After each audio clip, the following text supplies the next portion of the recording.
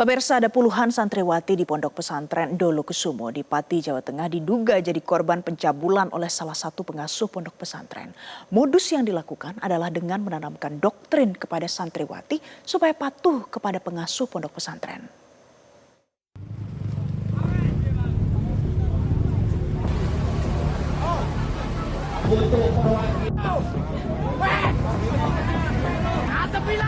Kasus dugaan pelecehan seksual yang melibatkan seorang kiai berinisial A yang merupakan pengasuh pondok pesantren Dolokusumo di Kecamatan Telogowungu, Kabupaten Pati, Jawa Tengah mulai terungkap.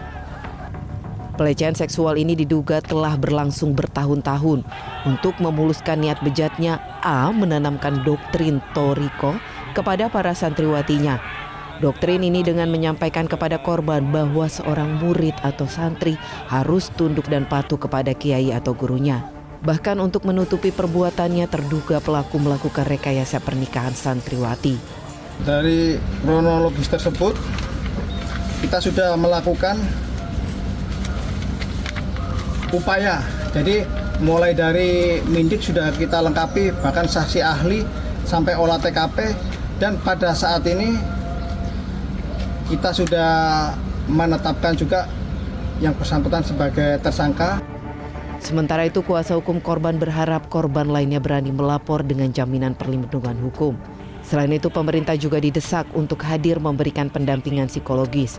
Meski A sudah ditetapkan sebagai tersangka, namun ia mendesak agar polisi segera melakukan penahanan lantaran tersangka dinilai tidak kooperatif setelah mangkir dari panggilan pemeriksaan.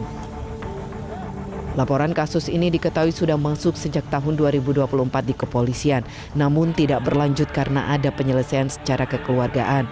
Dengan sudah ditetapkannya A sebagai tersangka dan sudah disangkakan pasal berlapis, pakar hukum pidana Asep Iwan Iriawan menilai seharusnya A sudah langsung ditahan. Asep juga menilai dengan adanya kasus yang sudah berulang maka tidak ada restoratif justice bagi tersangka A. Tidak semua bisa di-RJ-kan. Kalau perbuatannya sangat biadab, sekali lagi kita yang 12 tahun, bahkan anak 15 tahun, ya itu berat sekali. Kalau di-RJ-kan, apalagi sejak 2024, tadi saya katakan, ada apa ini gitu? Kok penyidik begitu gitu kan? Jangan sampai begitu gitu kan? Nah, ini harus diproses. Ini kan korbannya tidak satu. Menurut psikolog forensik Reza Indragiri, dalam kasus dugaan kekerasan seksual di lingkungan tertutup seperti pesantren, relasi kuasa sering menjadi faktor yang membuat korban sulit melawan atau berbicara. Membangun kewaspadaan kita, membangun daya lenting kita, bahwa sesungguhnya dalam lingkungan-lingkungan yang relatif tertutup semacam itu, kemungkinan adanya victimisasi seksual atau kejahatan seksual memang masuk akal. Yaitu tempat yang mempertemukan pelaku dengan korban dalam situasi yang sedemikian ideal. Ketika pelaku memiliki kuasa penuh atas para korban. Korban sebaliknya memiliki kelemahan yang sifatnya katakanlah multidimensional. Secara fisik tampaknya sulit bagi mereka untuk melakukan perlawanan secara frontal terhadap pelaku. Secara psikis mereka dikuasai, mereka diintimidasi, mereka dikelabui dan segala macam siasat psikologis lainnya yang diterapkan oleh pelaku pada korban. Sementara itu, Kementerian Agama Provinsi Jawa Tengah akan mengambil langkah tegas terhadap Ponpes Dolokusumo. Salah satunya, izin operasional atau tanda daftar pondok pesantren akan dicabut permanen oleh Kementerian Agama. Yang bersangkutan, yang pelaku, yang namanya Pak Asyhari, itu sebagai pendiri pondok pesantren, maka dinonaktifkan dan dikeluarkan dari yayasan.